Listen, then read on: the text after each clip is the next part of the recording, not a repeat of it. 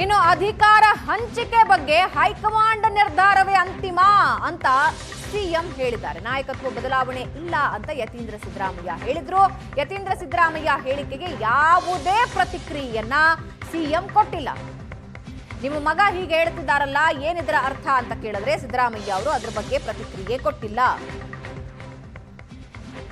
4 ದಿನದಲ್ಲಿ 3 ಹೇಳಿಕೆಗಳು. ಅಧಿಕಾರ ಹಂಚಿಕೆ ಬಗ್ಗೆ ಹೈಕಮಾಂಡ್ ನಿರ್ಧಾರವೇ ಅಂತಿಮ ಅಂತಷ್ಟೇ ಸಿಎಂ ಹೇಳಿದ್ದಾರೆ. ಯತೀಂದ್ರ ಹಿಂಗಂದ್ರಲ್ಲ ಅಂದ್ರೆ ಅದರ ಬಗ್ಗೆ ನೋ ರಿಯಾಕ್ಷನ್.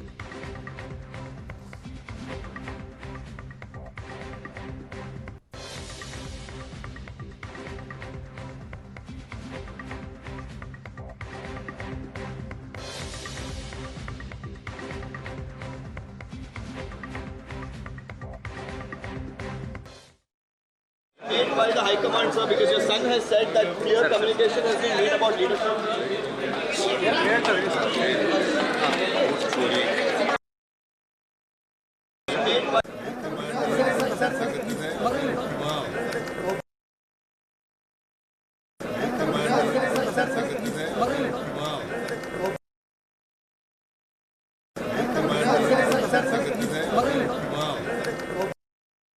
ಹೈಕಮಾಂಡ್ ಏನು ಡಿಸಿಷನ್ ತಗೋತದೆ ಅದೇ ಅಂತಿಮ.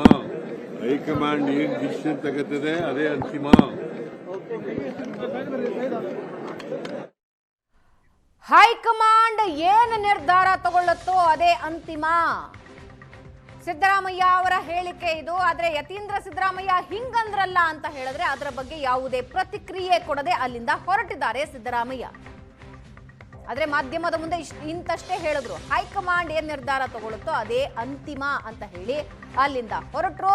ಸಿದ್ದರಾಮಯ್ಯ ಮತ್ತು ಯತೀಂದ್ರ ಸಿದ್ದರಾಮಯ್ಯ ಒಂದೇ ಕಾರ್ನಲ್ಲಿ ಪ್ರಯಾಣಿಸ್ತಾ ಇರೋದನ್ನ ನೀವು ನೋಡ್ತಾ ಇದ್ದೀರಾ. ಹೇಳಿಕೆಯ ನಂತರ ಸಿದ್ದರಾಮಯ್ಯ ಮತ್ತು ಯತೀಂದ್ರ ಒಂದೇ ಕಾರ್ನಲ್ಲಿ ಹೊರಟ್ರು ಅಲ್ಲಿಂದ.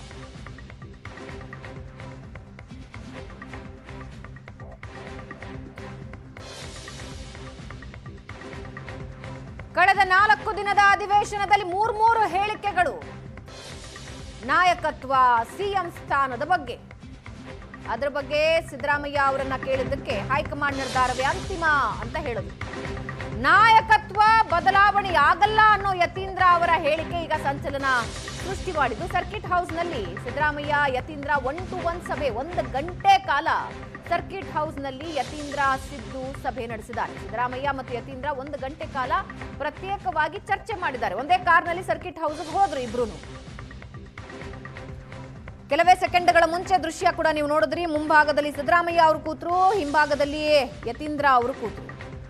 ನೇರವಾಗಿ ಸರ್ಕಿಟ್ ಹೌಸ್ ಹೋಗಿ 1 ಗಂಟೆಗಳ ಕಾಲ ಚರ್ಚೆ ಮಾಡಿದ್ದಾರೆ.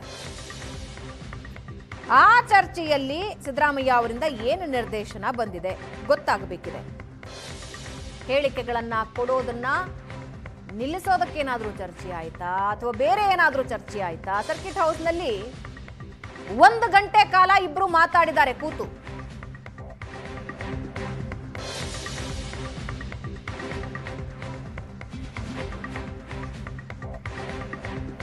ಈ ಬಗ್ಗೆ ಇನ್ನಷ್ಟು ಡೀಟೇಲ್ಸ್ ಹಂಚ್ಕೊಳ್ತಾರೆ ನಮ್ಮ ಪ್ರತಿನಿಧಿ ವಿದ್ಯಾ ನಮ್ಮ ಜೊತೆ ಸಂಪರ್ಕದಲ್ಲಿದ್ದಾರೆ. ವಿದ್ಯಾ, ಯತೀಂದ್ರ ಸಿದ್ದರಾಮಯ್ಯ ಅವರ 3 ಹೇಳಿಕೆಗಳು 4 ದಿನದಲ್ಲಿ, ಅಧಿವೇಶನ ಶುರುವಾಗಿ 4 ದಿನದಲ್ಲಿ 3 ಹೇಳಿಕೆಗಳು.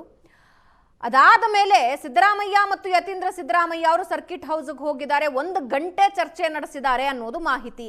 ಆ ಚರ್ಚೆ ಸಾರಾಂಶ ಏನು? ಅಂದ್ರೆ ಮಗ ಹೇಳಿಕೆ ಕೊಡ್ತಾ ಇರೋದು ಏನಾದ್ರೂ ಸಿದ್ದರಾಮಯ್ಯ ಅವರಿಗೂ ಇರುಸುಮುರುಸಾಗಿದ್ಯಾ? ಅದ್ರ ಬಗ್ಗೆ ಏನಾದ್ರೂ ಹೇಳಿಕೆ ಕೊಡಬೇಡ ಅಂತ ಹೇಳಿ ಚರ್ಚೆ ಮಾಡಿದ್ರಾ ಅಥವಾ ಬೇರೆ ಏನಾದ್ರೂನಾ? ಖಂಡಿತವಾಗ್ಲೂ ಭಾವನೆ, ಈಗ ಆಲ್ರೆಡಿ ಬ್ರೇಕ್ಫಾಸ್ಟ್ ಮೀಟಿಂಗ್ ಆದ ಬಳಿಕ ಯಾರು ಕೂಡ ಹೇಳಿಕೆಗಳನ್ನ ಕೊಡಲ್ಲ. ಅದರ ಜೊತೆಗೆ ನಾವಿಬ್ರು ಒಂದಾಗಿದ್ದೇವೆ, ನಮ್ಮಲ್ಲಿ ಗೊಂದಲ ಇಲ್ಲ ಅಂತ ಹೇಳಿ ಖುದ್ದು ಸಿಎಂ ಮತ್ತು ಡಿಸಿಎಂ ಹೇಳಿದ್ರು.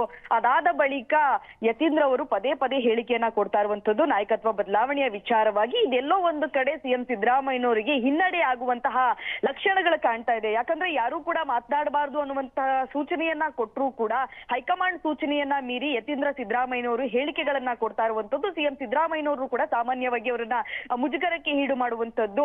ಯಾವುದೇ ಶಾಸಕರು ಹೇಳಿಕೆಗಳನ್ನ ಕೊಡೋದಕ್ಕೆ ಹಿಂದೇಟನ್ನ ಹಾಕ್ತಾ ಇದ್ದಾರೆ. ಸಿಎಂ ಸಿದ್ದರಾಮಯ್ಯನವರ ಆಪ್ತ ಬಳಗದ ಸಚಿವರು ಕೂಡ ಹಿಂದೇಟನ್ನ ಹಾಕ್ತಾ ಇರುವಂತದ್ದು ಹೇಳಿಕೆಗಳನ್ನ ಕೊಡೋದಿಕ್ಕೆ. ಅದರ ಜೊತೆಗೆ ಡಿಸಿಎಂ ಡಿಕೆ ಶಿವಕುಮಾರ್ ಅವರ ಬಣದ ಶಾಸಕರು ಕೂಡ ಯಾವುದೇ ಹೇಳಿಕೆಯನ್ನ ಯತೀಂದ್ರ ಸಿದ್ದರಾಮಯ್ಯನವರು ಕೊಟ್ಟರು ಕೂಡ ಅವರು ಕೌಂಟರ್ ಆಗಿ ಹೇಳಿಕೆಗಳನ್ನ ಕೊಡೋದಿಕ್ಕೆ ಸ್ವಲ್ಪ ಮಟ್ಟಿಗೆ ಹಿಂದೇಟನ್ನ ಹಾಕ್ತಾ ಇರುವಂತದ್ದು. ಇಂಡೈರೆಕ್ಟ್ ಆಗಿ ಕೌಂಟರ್ ಗಳನ್ನ ಕೊಡೋದನ್ನ ಹೊರತುಪಡಿಸಿ ಡಿಸಿಎಂ ಡಿಕೆ ಶಿವಕುಮಾರ್ ಅವರು ಸಿಎಂ ಆಗ್ತಾರೆ ಅನ್ನುವಂಥದ್ದನ್ನ ಅವರು ನೇರವಾಗಿ ಹೇಳೋದಿಕ್ಕೆ ಅವರು ಕೂಡ ಮುಂದಾಗ್ತಾ ಇಲ್ಲ. ಇದೆಲ್ಲವನ್ನ ನೋಡಿದಂತ ಸಂದರ್ಭದಲ್ಲಿ ಹೈಕಮಾಂಡ್ ನಾಳೆ ದಿನ ನಾಯಕತ್ವ ಬದಲಾವಣೆಯ ವಿಚಾರವಾಗಿ ಆಗಿರಬಹುದು ಅಥವಾ ಸಂಧಾನ ಸಭೆಗೆ ಹೈಕಮಾಂಡ್ ಬಳಿ ಇಬ್ಬರು ನಾಯಕರನ್ನ ಕರೆದಂತ ಸಂದರ್ಭದಲ್ಲಿ ಡಿಸಿಎಂ ಡಿಕೆ ಶಿವಕುಮಾರ್ ಅವರು ಈ ವಿಚಾರಗಳನ್ನ ಹೈಕಮಾಂಡ್ ಮುಂದೆ ಇಟ್ಟು ಕ್ಲೇಮ್ ಮಾಡುವಂತಹ ಸಾಧ್ಯತೆಗಳಿದೆ.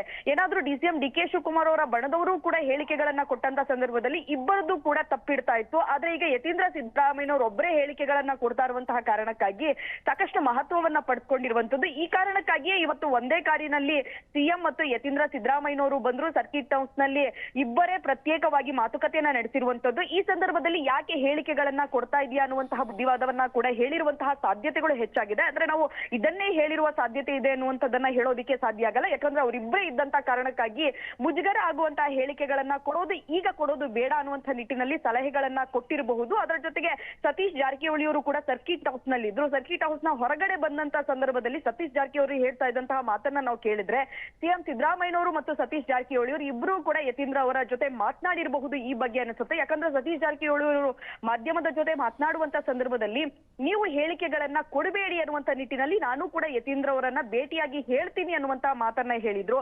ರೈಟ್, ವಾಪಸ್ ಬರ್ತೀನಿ ವಿದ್ಯಾ.